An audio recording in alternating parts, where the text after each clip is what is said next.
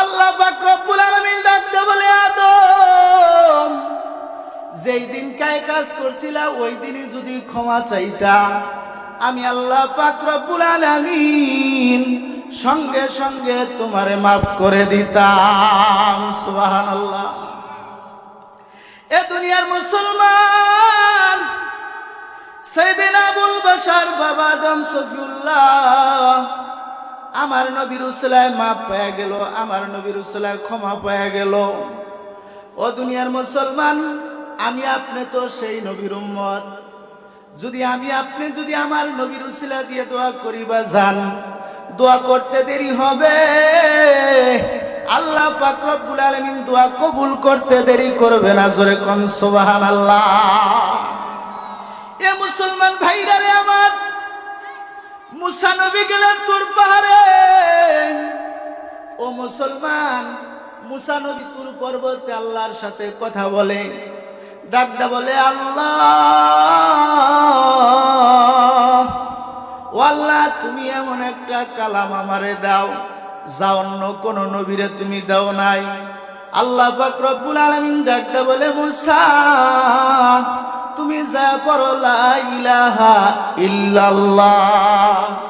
মুসা নবী ডাকদা কয়, আল্লাহ গো, এটা সকলেই জানে, এটা পুরান নতুন আর একটা দাও। আল্লাহ পাক রব্বুল আলামিন দ্বিতীয়বার ডাকতে বললেন, মুসা, তুমি যা পড়ো লা ইলাহা ইল্লাল্লাহ। জমানার নবী মুসা কালিমুল্লাহ ডাকদা কয়, আল্লাহ গো, ও আল্লাহ, এটা সকলেই জানে, ও আল্লাহ, নতুন একটা দাও, স্পেশাল একটা দাও যা অন্য কোন নবীকে দাও নাই। আল্লাহ পাক রব্বুল আলামিন তৃতীয়বার ডাকদা কয়, ও জামানার নবী মুসা পয়গম্বর, তুমি যা পড়ো লা ইলাহা ইল্লাল্লাহ। মুসা নবী কান্দের ডাকদা কয়, আল্লাহ, আমি প্রথমবার চাইলাম, তুমি বললা মুসা তুমি যা পড়ো লা ইলাহা ইল্লাল্লাহ। ও আল্লাহ, আমি দ্বিতীয়বার চাইলাম, তুমি বললা মুসা তুমি যা পড়ো লা ইলাহা ইল্লাল্লাহ। ও আল্লাহ, আমি তৃতীয়বার চাইলাম, তুমি বললা মুসা তুমি যা পড়ো লা ইলাহা ইল্লাল্লাহ। ও আল্লাহ, আমার একটু জানতে ইচ্ছে হয়, ও আল্লাহ, এই লা ইলাহা ইল্লাল্লাহর ভিতরে কি রাখছো? এ জামানার মুসলমান, ও বাবাজি, আমার ভাইরা একটু দিলটারে নরম করে দিবেন রে বাজান। আল্লাহ পাক রব্বুল আলামিন ডাকদা বলেন, মুসা, এই লা ইলাহা ইল্লাল্লাহ লিখতে 12টা হরফ লাগে। আল্লাহ পাক রব্বুল আলামিন ডাকদা বলেন, মুসা,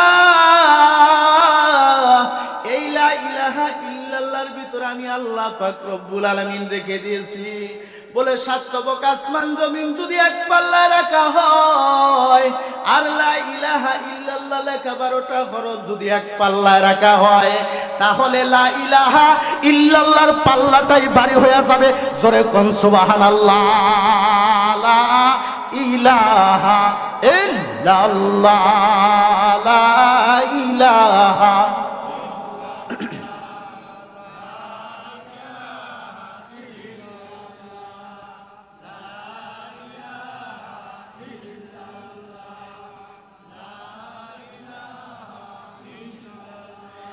লা ইলাহা ইল্লাল্লাহু মুহাম্মাদুর রাসূলুল্লাহ। সকলে পড়ি সাল্লাল্লাহু আলাইহি ওয়াসাল্লাম।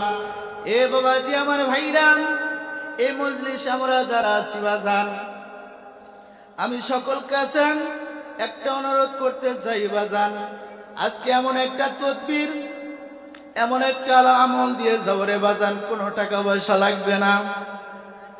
এই মজলিসে আমরা যারা আছি কোরআনুল কারীম পড়া শিখছি, আমরা কোরআনুল কারীম পড়া জানি এমন কারা কারা আছি? হাত জাগায়, আল্লাহকে দেখান। কোরআনুল কারীম পড়া কারা কারা জানেন?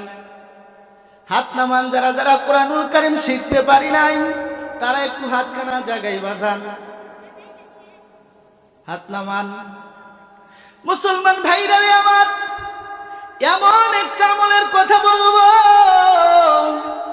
ও মুসলমান, এই আমলটা যদি রাতের বেলায় এশার নামাজ পড়িয়া যদি বিছানায় যাওয়ার আগে 2 মিনিট সময় নিয়া এই তাসবিহটা যদি আমল করতে পারেন, প্রত্যেকের আমল নামার ভিতরে আমার মহান আল্লাহ তাআলা পুরা 30 পারা কোরআনের সওয়াব দান করবে। একবার বলা যাবে কিনা সুবহানাল্লাহ?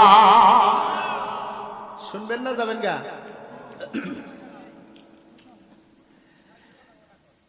قال رسول الله صلى الله عليه وسلم أخلص دينك يكفيك العمل القليل। এ দুনিয়ার মুসলমান পয়গম্বর আরবি বিশ্বনবী সাল্লাল্লাহু আলাইহি ওয়াসাল্লাম বলেন, আগে তোমার দিলকে খাঁটি করো, অল্প আমলই নাজাতের জন্য যথেষ্ট হয়ে যাবে। আল্লামা শামসুল হক ফরিদপুরি রহমাতুল্লাহি আলাইহি লিখিত একটা কিতাব আছে বাবাজি, লিখিত একখানা কিতাব আছে, আখলিস দীনাকা ইয়াকফিকাল আমালুল কলিল। আগে তোমার দিলকে খাঁটি করো, অল্প আমলই নাজাতের জন্য যথেষ্ট হয়ে যাবে। আল্লাহর হাবিব বিশ্ব নবী সাল্লাল্লাহু আলাইহি ওয়াসাল্লাম মসজিদে নবীতে নবী আমার বসা, এমন সময় নবীজির কাছে একজন যুবতী মেয়ে এসে হাজির হয়ে গেল। ওই সময় পর্দার আয়াত নাজিল হয় নাই। আল্লাহর হাবিব বিশ্ব নবী সাল্লাল্লাহু আলাইহি ওয়াসাল্লামের কাছে এসে ডাকদা কয়, ইয়া রাসূলুল্লাহ, ইয়া হাবিবাল্লাহ, নবী গো, আমি আপনার কাছে আসছি গো নবীজি, আমার মনের কিছু দুঃখের কথা বলার জন্য। ইয়া রাসূলুল্লাহ, ইয়া হাবিবাল্লাহ, নবীজি, আজকে যদি আমার বাবা দুনিয়ায় জীবিত থাকতো গো নবীজি, আমি আমার মনের বেদনা, মনের দুঃখের কথাগুলি আমার বাবার কাছে বলতাম। ইয়া রাসূলুল্লাহ, ইয়া হাবিবাল্লাহ, আমার আব্বা দুনিয়ায় জীবিত নাই।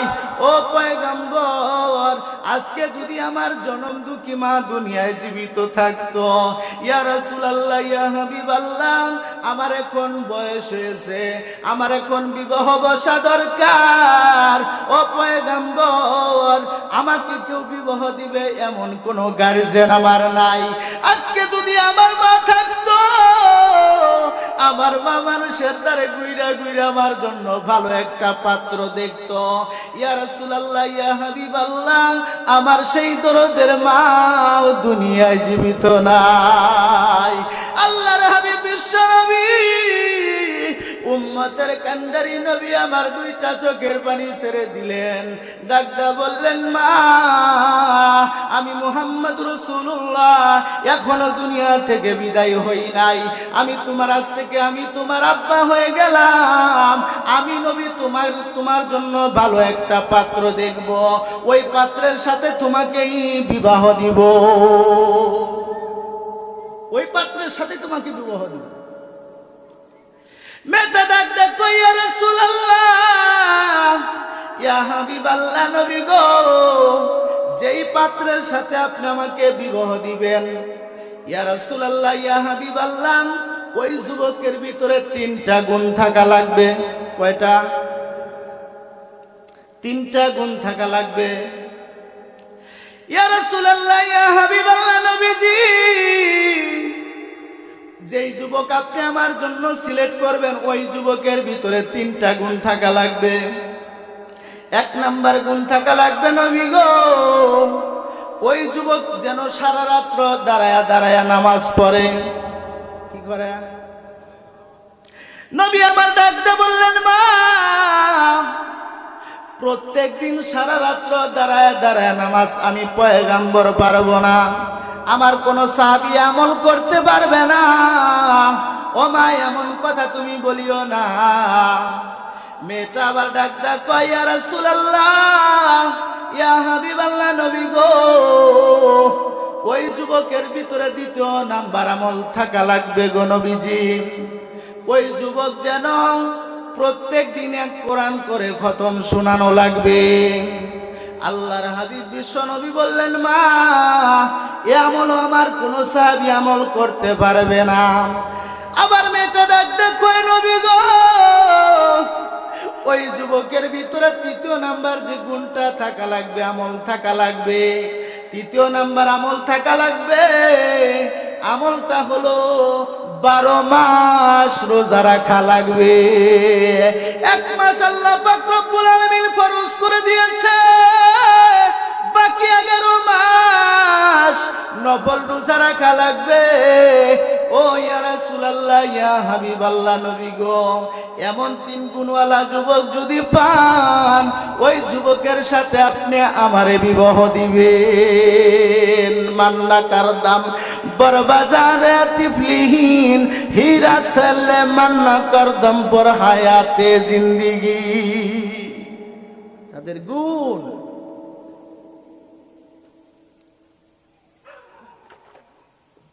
তাদের গুণ। মুসলমান বাবাজি, আমার ভাইরা, মেয়েটার নবীজি কথা বলতেছে, দূর থেকে একজন কালো সাহাবী নবীজি সাল্লাল্লাহু আলাইহি সাল্লামের কাছে এসে হাজির হয়ে গেল। যুবকটা কই, ইয়া রাসূলুল্লাহ, ইয়া হাবিবাল্লাহ, নবী গো, আমি শুনছি গো নবীজি, এই মেয়েটার কথাগুলি আমি শুনছি গো নবীজি। ইয়া রাসূলুল্লাহ, ইয়া হাবিবাল্লাহ, নবীজি, এই মেয়ের সাথে আপনি আমারে বিবাহ পড়ায়া দিন। কাদরে গাওয়ার সাবধানা ত্যাবদানা জওহরি, কাদরে বুলবু বুলবু দানা ত্যাবদানা সাপরি, জাহেরা চোখে দেখা যায় না, বাতনা চোখে দেখে রে, ফুলের গারান বোঝা যায় না, নাকের দ্বারে না আল্লে, ব্যথার ব্যথি বোঝা যায় না, বিপদ নাহি না হইলে। ঠিক কিনা? এ দুনিয়ার মুসলমান যুবক আইসা ডাকতে কয়, নবী গো, এই মেয়েটার 3টা প্রশ্ন, 3টা প্রশ্নের কথা আমি শুনছি গো নবীজি। এই মেয়ের সাথে আপনি আমার বিবাহ পড়ায় দিন।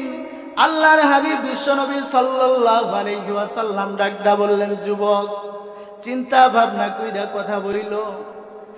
যুবক সাহাবী ডাকদা কয়, ইয়া রাসূলুল্লাহ, ইয়া হাবিবাল্লাহ, নবী গো, আমি পারমু গো আমল করতে, আমি পারমু গো নবীজি।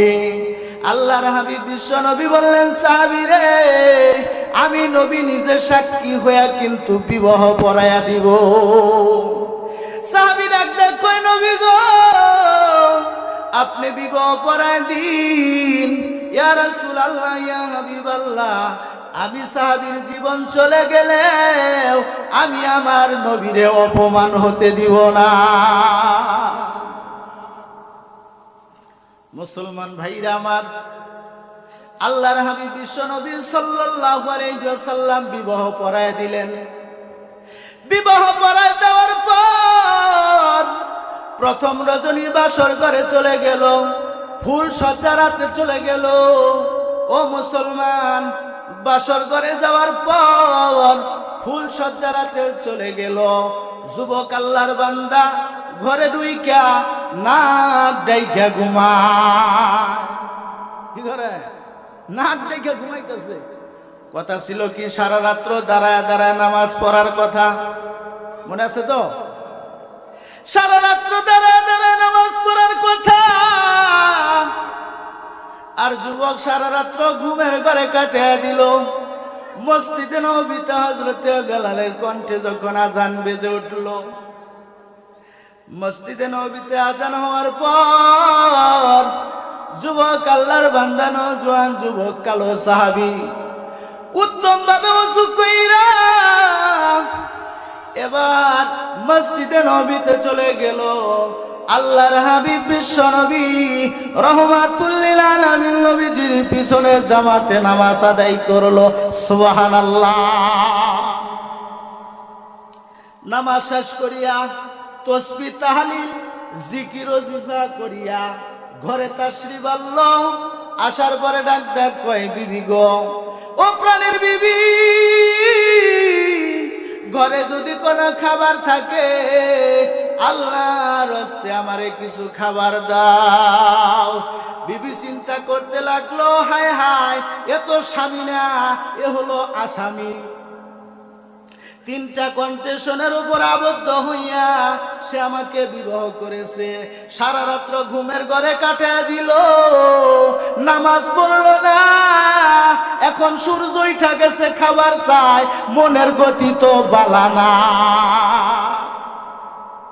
ও মুসলমান ভাইরা রে আমার, ঘটনা বলা আমার মূল মাকসাদ না। যেহেতু মাহফিলে বসছেন, এমন কিছু আমলের কথা বলবো বাজান, যে আমলগুলি করলে আল্লাহ পাক রব্বুল আলামিন কবরকে আল্লাহ তাআলা নূরে নূরান্বিত করিয়া দিবে। জোরে কোন মারহাবা। মুসলমান ভাইরা রে আমার, যুবক সাহাবী এবার খানা খেয়ে আবার ঘুমিয়ে গেল, কোরআন তেলাওয়াত করলো না। একদিন, দুই দিন, তিন দিন চলে যাওয়ার পর মেয়েটা গোপনে গোপনে আল্লাহর হাবিব বিশ্বনবী রাহমাতুল লিল আলামিনের দরবারে চলে গেল। গিয়া ডাকতে কয়, ইয়া রাসূলুল্লাহ, ইয়া হাবিবাল্লাহ, নবী গো, কার সাথে আপনি আমারে বিবাহ দিছেন? ওই সাহাবীর ভিতরে তিনটা গুণের একটা গুণও তার ভিতরে নাই। কি বলে? তিনটা গুণের একটা গুণও তার ভিতরে নাই। আল্লাহর হাবিব বিশ্বনবী রাহমাতুল লিল আলামিন নবী আমার রাগ হয়ে গেলেন। আরেকজন সাহাবীকে খবর পৌঁছে দেওয়া হলো, সাহাবীকে হাজির করা হোক, ইসলামিক কোর্টে তার নামে মামলা হয়েছে, বিচার করা হবে। মুসলমান এবার সাহাবী যখন আরেকজন সাহাবী ধরে আল্লাহ মসজিদে নবীতে আনার পরে ডাকদা বলল, আল্লাহর হাবিব বিশ্বনবী ডাকদা বললেন, সাহাবী রে, এই মেয়েটাকে তিনটা গুণের উপরে তোমার সাথে বিবাহ দিয়েছিলাম, আর মেয়েটা বলছে তিনটা গুণের একটা গুণ তোমার ভিতরে নাই। কি বলছে? তিনটা গুণের একটা গুণ তোমার ভিতরে নাই, তিনটা আমলের একটা আমল তোমার ভিতরে নাই। সাহাবী ডাকদা কয়, ইয়া রাসূলুল্লাহ, ইয়া হাবিবাল্লাহ, বুদ্ধি থাকলে উপায় হয়। সুবহানাল্লাহ। জোরে কি কয়? বুদ্ধি থাকলে উপায় হয়। আমগর দেশে কিছু বুদ্ধিজীবী আছে, আছে না? বুদ্ধি বেইছাই তারা খায়। আমি গোপালপুর পৌরসভা মসজিদের ইমাম ছিলাম। 5 বছর এক আল্লাহর বান্দা বিদেশ করে আসার পরে দেশে আসছে, আইসা মোটর সাইকেল নিয়ে ঘুরে। আমি জিজ্ঞাসা করছি, ভাইজান শুধু মোটর সাইকেল নিয়ে ঘুরেন, আপনার সংসার চলে কেমনে? কয়, হুজুর কে 5 বছর বিদেশে আসলাম, সেখান থেকে কিছু কামাই রুজারি করে নিয়ে আসছি, আইনা এগুলি দেশে না খাই, তাই থেকে কিছু বাইরে তাই দিয়ে খাই। সুদ হালাল না হারাম? সূরাতুল বাকারার 275 নম্বর আয়াতে আল্লাহ রাব্বুল আলামিন স্পষ্ট বলেছেন, সুদ খেয়ে নামাজ পড়বি, তোর নামাজ আল্লাহর দরবারে কবুল হবে না। সুদ খেয়ে দোয়া করবি, তোর দোয়া আল্লাহর দরবারে কবুল হবে না। সুদ খেয়ে দান সদকা করবি, তোর দান আল্লাহর দরবারে কবুল হবে না। সুদ খেয়ে যত ইবাদত করবি, তোর ইবাদত আল্লাহর দরবারে কবুল হবে না।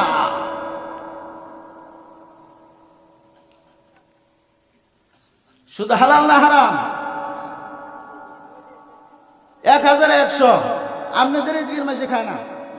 টাকা থাকে সিন্ধুকেতে, থুইয়া দেখো পথে ঘাটে কয়জন সাধু পাওয়া যায়, ভেবে দেখো কথা মিথ্যা না। টাকা থাকে সিন্ধুকেতে, থুইয়া দেখো পথে ঘাটে কয়জন সাধু পাওয়া যায়, ভেবে দেখো কথা মিথ্যা না। বেরাকের গ্রামীণ ব্যাংক ধরেছে বাইনে দেখেন, কি বলবো ভাই দুঃখের কথা, টাকা দিয়া কিনছে মাথা। নারী পুরুষ পথে ঘাটে পর্দার কোনো ভালাই নাই, ভেবে দেখো কথা মিথ্যা না। স্বামী স্ত্রী ঝগড়া করে, স্ত্রী যায় রান্না করে। এটা আমাদের এলাকার না, আমাদের ভুয়াপুরের। স্বামী স্ত্রী ঝগড়া করে, স্ত্রী যায় রান্না করে, মাঝে মাঝে মন্ত্র পড়ে, তোর যেন কলেরা হয়, ভেবে দেখো কথা মিথ্যা নয়। এটা কিন্তু আপনাদের এলাকার বলেন না, গোপালপুরে বলেন না। একটু জিকির করে লা ইলাহা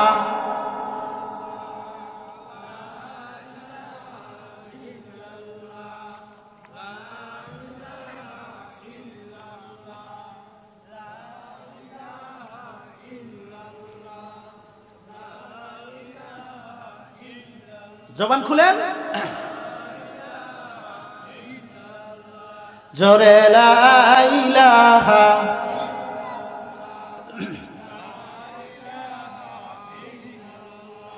জোরে লা ইলাহা ইল্লাল্লাহ লা ইলাহা